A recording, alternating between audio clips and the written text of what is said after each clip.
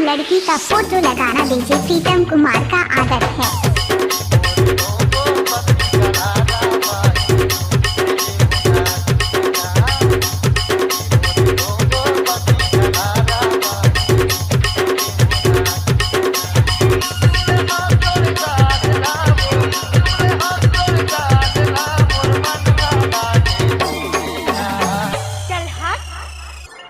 आप लोग सुन रहे हैं मिक्स बाय प्रीतम ध्रुव।